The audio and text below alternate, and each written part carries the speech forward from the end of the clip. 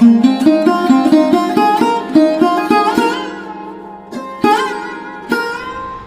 जय श्री सीताराम, जय बालाजी महाराज। प्रेम से बोलो भक्तों, सियावर रामचंद्र की जय, पवन पुत्र हनुमान की जय।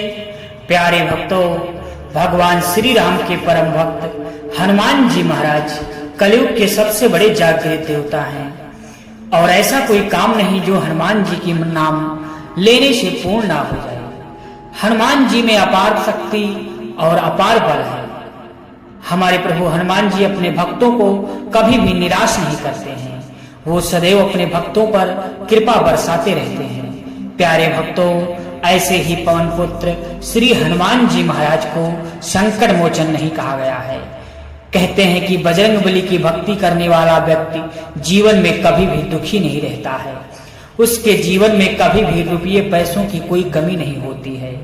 तो प्यारे भक्तों, आज हम आपको इस वीडियो में जो परम शक्तिशाली मंत्र बताने जा रहे हैं, इस मंत्र को सुनते ही आपके सभी कष्ट दूर हो जाएंगे, आपकी सभी मनोकामनाएं पूर्ण हो जाएंगी। क्योंकि भक्तों, हनुमान जी की महिमा बहुत ही अपार है। हनुमान जी सदा ही अपने दुश्मनों का नाश करते हैं और अपने भक्तों की रक्षा बहुत ही जल्द करते हैं। प्यारे भक्तों, आपको बता दें कि अभी तक इस मंत्र से लाखों लोगों से अधिक लोग फायदा लेते आ रहे हैं और आगे भी ले रहे हैं, परंतु आप ना जाने कहां पर भटक रहे थे। यदि आपके पास ये वीडियो प्राप्त हो गई है तो आज आप ऐसा समझ लो कि बजरंगबली की अथाह कृपा आपके ऊपर बरसेगी। यदि आपको यह वीडियो मिल गया तो आप ऐसा समझना कि बजरंगबली की कृपा से आज की रात आपके दुखों की आखिरी रात भी हो सकती है। प्यारे भक्तों, आज की इस वीडियो में बताए गए मंत्र को सच्चे मन से केवल 108 बार जाप करना है। यदि आप ऐसा कर लेते हैं तो आपका सोया हुआ भाग्य चमक जाएगा। प्यारे भक्तों, अगर आप बहुत ज्यादा धन से परेशान हैं, धन आपके घर में आता नहीं है, आपके ऊपर कर्ज बढ़ता जा रहा है और कर्ज चुकता नहीं है, तो प्यारे भक्तों, आपको कई रोग गंभीर तरीके से बहुत ज्यादा परेशान कर रहे हैं, या आपका पुत्र कहीं पर काम नहीं लग रहा है, नौकरी के लिए प्रयास करते हैं किंतु फेल हो जाते हैं, आपका जो कारोबार था, दुकान था, वो सब बंद हो गया है, मतलब कि आप सब जगह से हार चुके हैं, अब आपको कोई रास्ता नहीं दिख रहा है, तो भी आप चिंता बिल्कुल भी ना करें। आज इस मंत्र को सच्चे मन से यदि आप 108 बार जाप कर लेते हैं, यदि किसी कारणवश आप इस मंत्र का जाप भी नहीं कर पाते हैं, तो आप अपने मोबाइल फोन में चलाकर इस मंत्र को पूरा 108 बार जरूर सुनें। यदि आप ऐसा कर लेते हैं तो आपका जीवन बहुत पहले से बहुत ही ज्यादा बदल जाएगा और आपके जीवन में अधाधुंध पैसे आने लगेंगे। बजरंगबली की अथाह कृपा आपके ऊपर बरसेगी। तो चलिए इस मंत्र का जाप शुरू करते हैं। परंतु भक्तों, इस बात का विशेष ध्यान रखें कि इस मंत्र को बीच में अधूरा बिल्कुल भी नहीं छोड़ना, अन्यथा आपको लाभ नहीं मिल पाएगा। लेकिन हमें पूरा आशा और विश्वास है कि आप ऐसी गलती बिल्कुल भी नहीं करेंगे। तो चलिए इस मंत्र का जाप शुरू करते हैं। ओम नमो हनुमते भयभंजनाय सुखं कुरुं फट स्वाहा। ओम नमो हनुमते भयभंजनाय सुखं कुरुं फट स्वाहा। ओम नमो हनुमते भयभंजनाय सुखं कुरुं फट स्वाहा। ओम नमो हनुमते भयभंजनाय सुखं कुरुं फट स्वाहा। ओम नमो हनुमते भयभंजनाय सुखं कुरुं फट स्वाहा। ओम नमो हनुमते भयभंजनाय सुखं कुरुं फट स्वाहा। ओम नमो हनुमते भयभंजनाय सुखं कुरु फट् स्वाहा। ॐ नमो हनुमते भयभञ्जनाय सुखं कुरु फट् स्वाहा। ॐ नमो हनुमते भयभञ्जनाय सुखं कुरु फट् स्वाहा। ॐ नमो हनुमते भयभञ्जनाय सुखं कुरु फट् स्वाहा। ॐ नमो हनुमते भयभञ्जनाय सुखं कुरु फट् स्वाहा। ॐ नमो हनुमते भयभञ्जनाय सुखं कुरु फट् स्वाहा। ॐ नमो हनुमते भयभञ्जनाय सुखं कुरु फट् स्वाहा। ॐ नमो हनुमते भयभञ्जनाय सुखं कुरु फट् स्वाहा। ॐ नमो हनुमते भयभञ्जनाय सुखं कुरु फट् स्वाहा। ॐ नमो हनुमते भयभञ्जनाय सुखं कुरु फट् स्वाहा। ॐ नमो हनुमते भयभञ्जनाय सुखं कुरु फट् स्वाहा।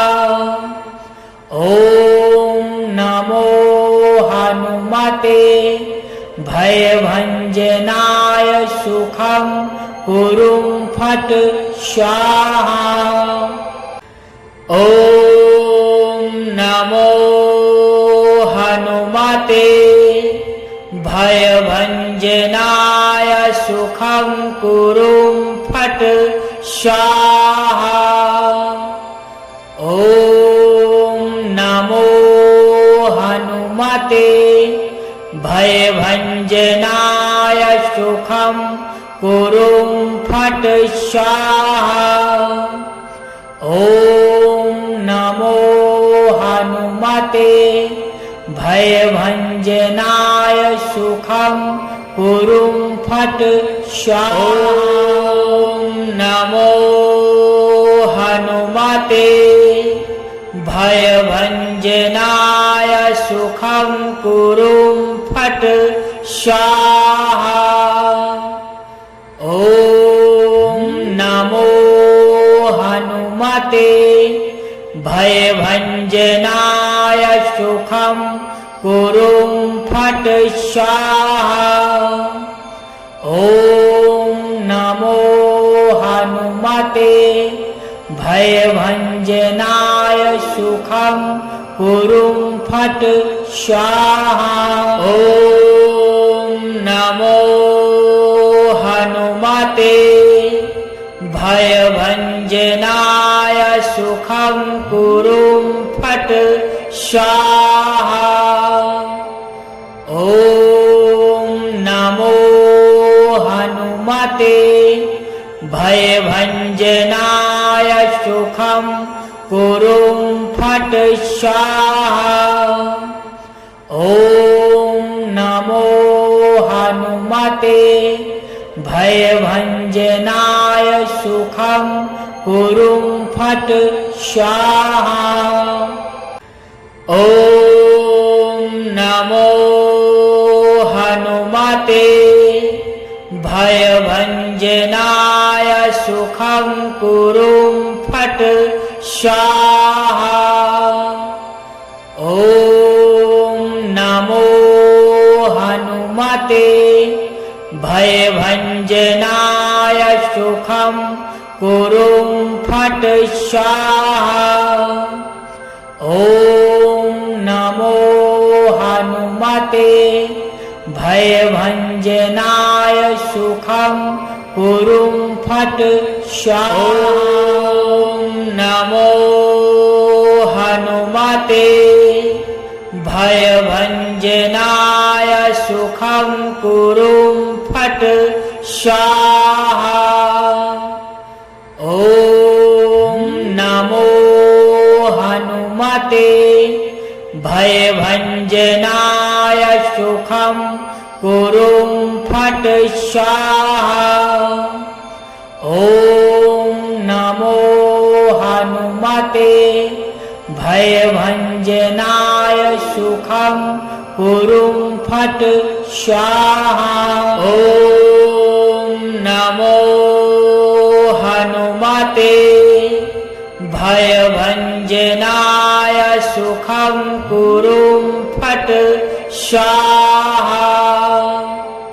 ॐ नमो हनुमते भयभञ्जनाय सुखं कुरुं फट् स्वाहा। ॐ नमो हनुमते भयभञ्जनाय सुखं कुरुं फट् स्वाहा। ॐ नमो हनुमते भयभञ्जनाय सुखं कुरुं फट् स्वाहा। ॐ नमो हनुमते भयभञ्जनाय सुखं कुरुं फट् स्वाहा। ॐ नमो हनुमते भयभञ्जनाय सुखं कुरुं फट् स्वाहा। ॐ नमो हनुमते भयभञ्जनाय सुखं कुरुं फट् स्वाहा। ॐ नमो हनुमते भयभञ्जनाय सुखं कुरुं फट् स्वाहा। ॐ नमो हनुमते भयभञ्जनाय सुखं कुरुं फट् स्वाहा। ॐ नमो हनुमते भयभञ्जनाय सुखं कुरुं फट् स्वाहा। ॐ नमो हनुमते भयभञ्जनाय सुखं कुरुं फट् स्वाहा। ॐ नमो हनुमते भयभञ्जनाय सुखं कुरुं फट् स्वाहा। ॐ नमो हनुमते भयभञ्जनाय सुखं कुरुं फट् स्वाहा। ॐ नमो हनुमते भयभञ्जनाय सुखं कुरुं फट् स्वाहा। ॐ नमो हनुमते भयभञ्जनाय सुखं कुरुं फट् स्वाहा। ॐ नमो हनुमते भयभञ्जनाय सुखं कुरुं फट् स्वाहा। ॐ नमो हनुमते भयभञ्जनाय सुखं कुरुं फट् स्वाहा। ॐ नमो हनुमते भयभञ्जनाय भञ्जनाय सुखं कुरुं फट् स्वाहा। ॐ नमो हनुमते भयभञ्जनाय सुखं कुरुं फट् स्वाहा। ॐ नमो हनुमते भयभञ्जनाय सुखं कुरुं फट् स्वाहा। ॐ नमो हनुमते भयभञ्जनाय सुखं कुरुं फट् स्वाहा। ॐ नमो हनुमते भयभञ्जनाय सुखं कुरुं फट् स्वाहा। ॐ नमो हनुमते भयभञ्जनाय सुखं कुरुं फट् स्वाहा। ॐ नमो हनुमते भयभञ्जनाय सुखं कुरुं फट् स्वाहा। ॐ नमो हनुमते भयभञ्जनाय सुखं कुरुं फट् स्वाहा। ॐ नमो हनुमते भयभञ्जनाय सुखं कुरुं फट् स्वाहा। ॐ नमो हनुमते भयभञ्जनाय सुखं कुरुं फट् स्वाहा। ॐ नमो हनुमते भयभञ्जनाय सुखं कुरुं फट् स्वाहा। ॐ नमो हनुमते भयभञ्जनाय सुखं कुरुं फट् स्वाहा। ॐ नमो हनुमते भयभञ्जनाय सुखं कुरुं फट् स्वाहा। ॐ नमो हनुमते भयभञ्जनाय सुखं कुरुं फट् स्वाहा। ॐ नमो हनुमते भयभञ्जनाय सुखं कुरुं फट् स्वाहा। ॐ नमो हनुमते भयभञ्जनाय सुखं कुरुं फट् स्वाहा।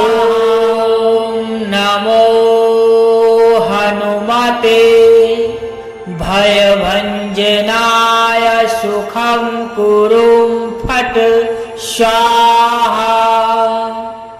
ॐ नमो हनुमते भयभञ्जनाय सुखं कुरुं फट् स्वाहा। ॐ नमो हनुमते भयभञ्जनाय सुखं कुरुं फट् स्वाहा।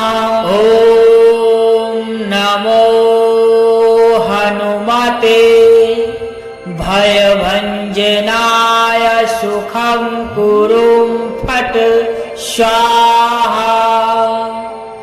ॐ नमो हनुमते भयभञ्जनाय सुखं कुरुं फट् स्वाहा।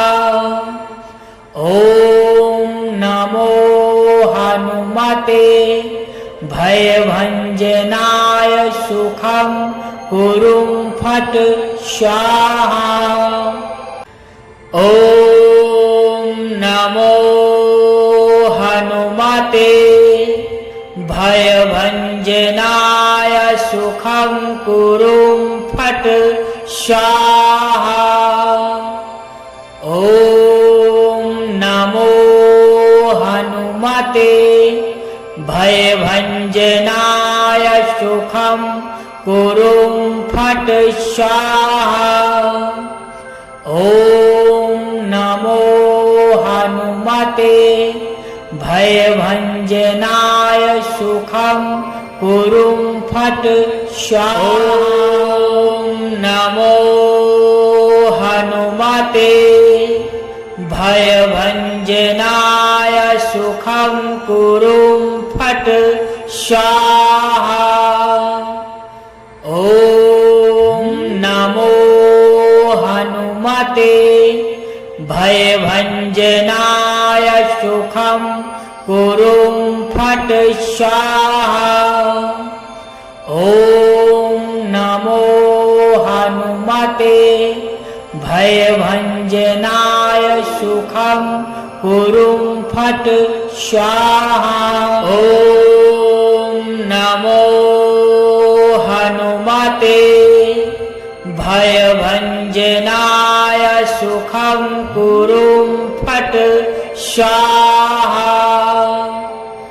ॐ नमो हनुमते भयभञ्जनाय सुखं कुरुं फट् स्वाहा। ॐ नमो हनुमते भयभञ्जनाय सुखं कुरुं फट् स्वाहा। ॐ नमो हनुमते भयभञ्जनाय सुखं कुरुं फट् स्वाहा। ॐ नमो हनुमते भयभञ्जनाय सुखं कुरुं फट् स्वाहा। ॐ नमो हनुमते भयभञ्जनाय सुखं कुरुं फट् स्वाहा। ॐ नमो हनुमते भयभञ्जनाय सुखं कुरुं फट् स्वाहा। ॐ नमो हनुमते भयभञ्जनाय सुखं कुरुं फट् स्वाहा। ॐ नमो हनुमते भयभञ्जनाय सुखं कुरुं फट् स्वाहा। ॐ नमो हनुमते भयभञ्जनाय सुखं कुरुं फट् स्वाहा।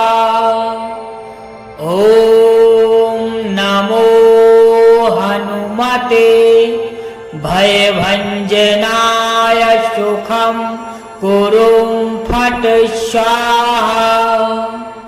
ॐ नमो हनुमते भयभञ्जनाय सुखं कुरुं फट् स्वाहा।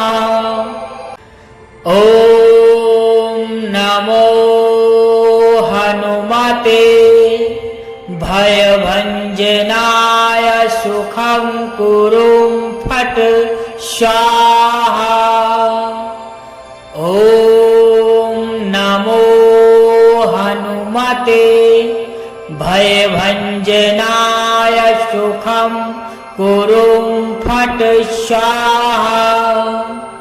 ॐ नमो हनुमते भयभञ्जनाय सुखं कुरुं फट् स्वाहा।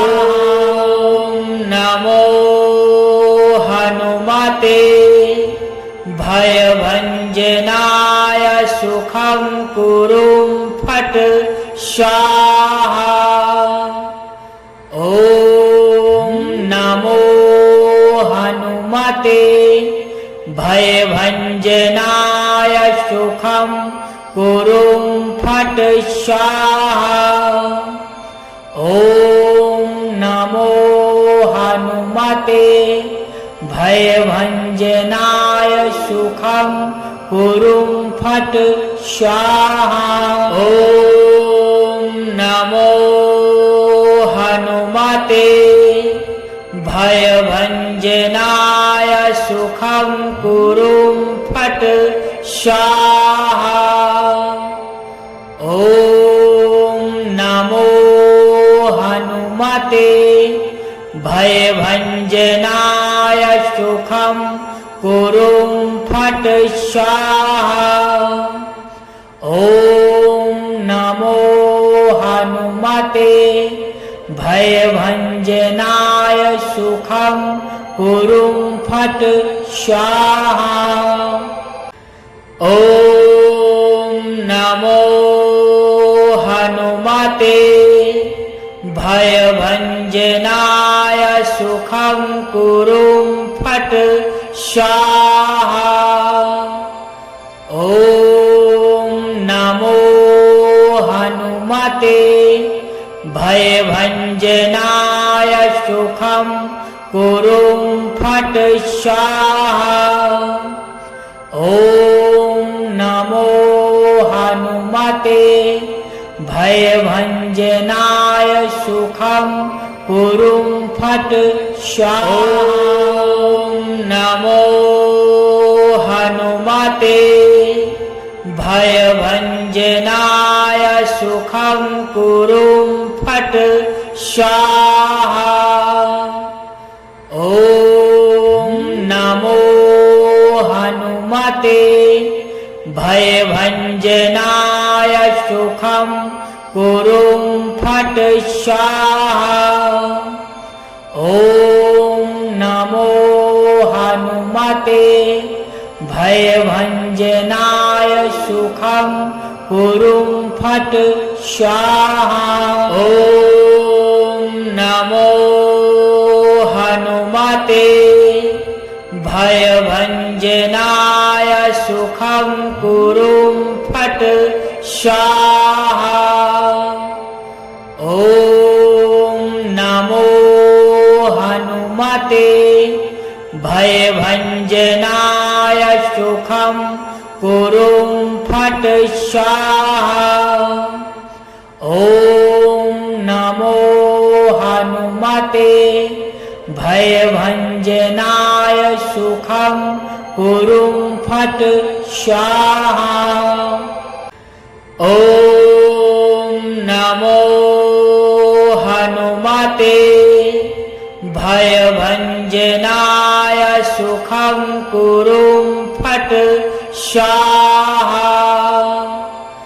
ॐ नमो हनुमते भयभञ्जनाय सुखं कुरुं फट् स्वाहा। ॐ नमो हनुमते भयभञ्जनाय सुखं कुरुं फट् स्वाहा। ॐ नमो हनुमते भयभञ्जनाय सुखं कुरुं फट् स्वाहा। ॐ नमो हनुमते भयभञ्जनाय सुखं कुरुं फट् स्वाहा। ॐ नमो हनुमते भयभञ्जनाय सुखं कुरुं फट् स्वाहा। ॐ नमो हनुमते भयभञ्जनाय सुखं कुरुं फट् स्वाहा। ॐ नमो हनुमते भयभञ्जनाय सुखं कुरुं फट् स्वाहा। ॐ नमो हनुमते भयभञ्जनाय सुखं कुरुं फट् स्वाहा।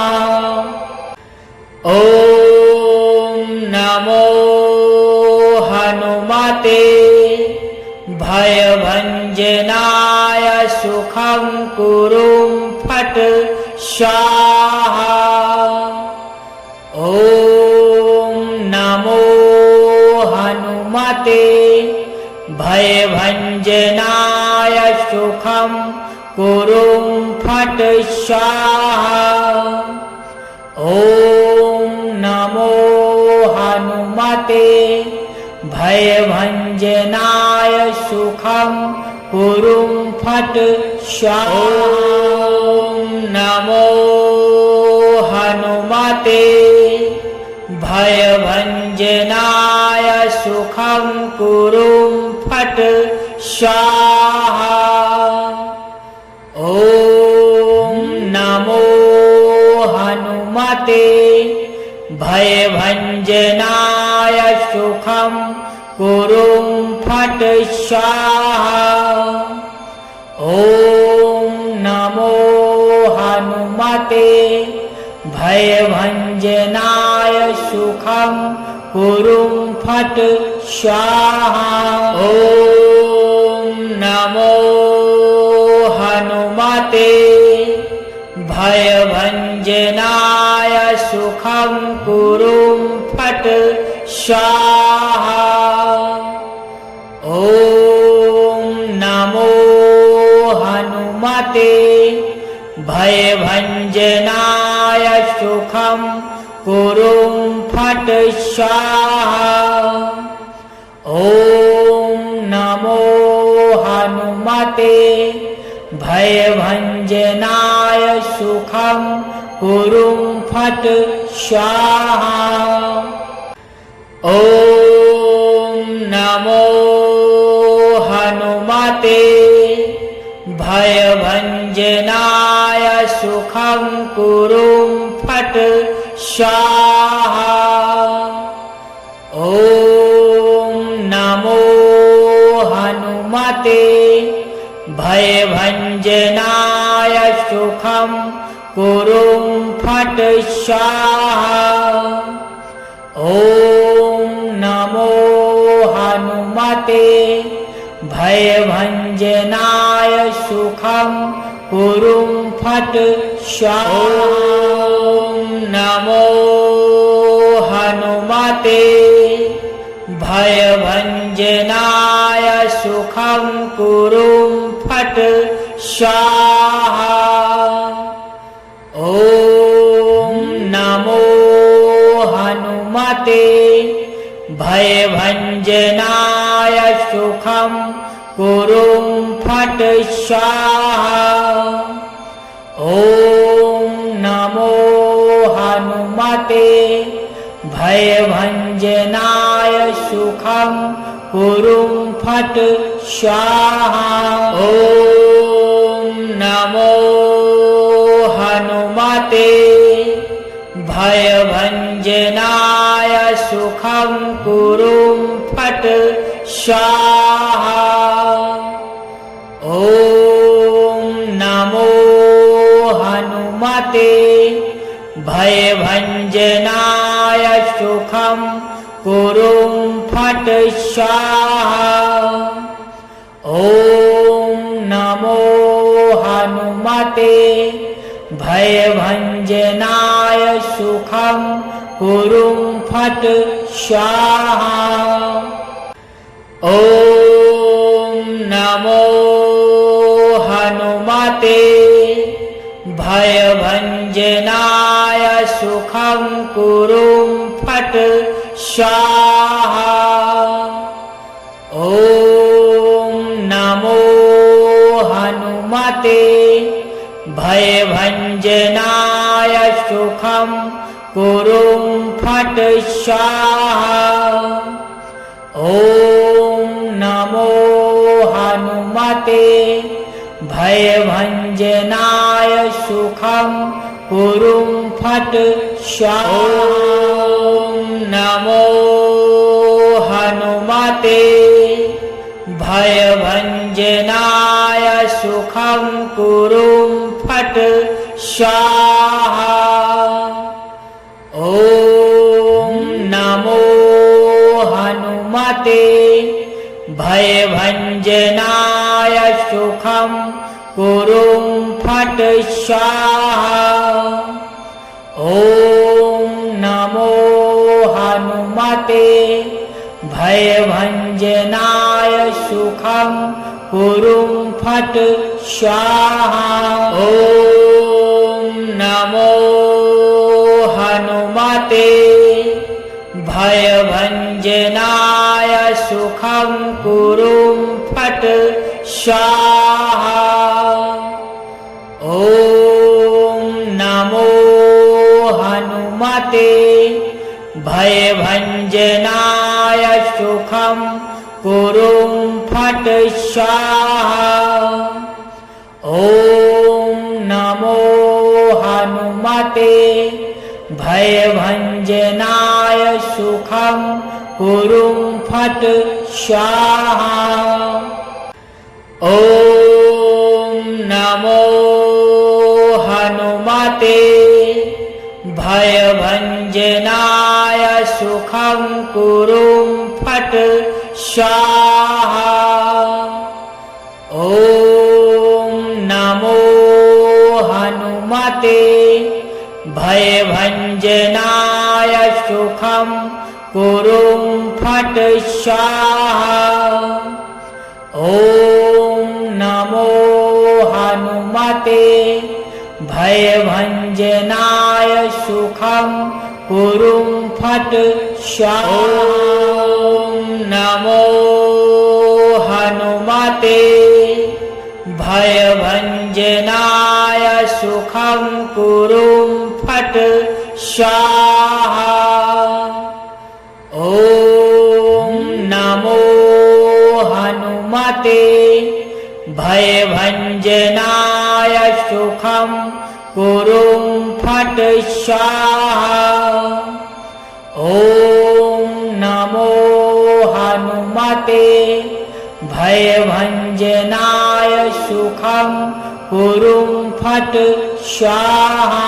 ॐ नमो हनुमते भयभञ्जनाय सुखं कुरुं फट् स्वाहा। ॐ नमो हनुमते भयभञ्जनाय सुखं कुरुं फट् स्वाहा। ॐ नमो हनुमते भयभञ्जनाय सुखं कुरुं फट् स्वाहा। ॐ नमो हनुमते भयभञ्जनाय सुखं कुरुं फट् स्वाहा। ॐ नमो हनुमते भयभञ्जनाय सुखं कुरुं फट् स्वाहा। ॐ नमो हनुमते भयभञ्जनाय सुखं कुरुं फट् स्वाहा। ॐ नमो हनुमते भयभञ्जनाय सुखं कुरुं फट् स्वाहा। ॐ नमो हनुमते भयभञ्जनाय सुखं कुरुं फट् स्वाहा। ॐ नमो हनुमते भयभञ्जनाय सुखं कुरुं फट् स्वाहा। ॐ नमो हनुमते भयभञ्जनाय सुखं कुरुं फट् स्वाहा। ॐ नमो हनुमते भयभञ्जनाय सुखं कुरुं फट् स्वाहा। ॐ नमो हनुमते भयभञ्जनाय सुखं कुरुं फट् स्वाहा। ॐ नमो हनुमते भयभञ्जनाय सुखं कुरुं फट् स्वाहा। ॐ नमो हनुमते भयभञ्जनाय सुखं कुरुं फट् स्वाहा। ॐ नमो हनुमते भयभञ्जनाय सुखं कुरुं फट् स्वाहा। ॐ नमो हनुमते भयभञ्जनाय सुखं कुरुं फट् स्वाहा। ॐ नमो हनुमते भयभञ्जनाय सुखं कुरुं फट् स्वाहा। ॐ नमो हनुमते भयभञ्जनाय सुखं कुरुं फट् स्वाहा। ॐ नमो हनुमते भयभञ्जनाय सुखं कुरुं फट् स्वाहा। ॐ नमो हनुमते भयभञ्जनाय सुखं कुरुं फट् स्वाहा। ॐ नमो हनुमते भयभञ्जनाय सुखं कुरुं फट् स्वाहा।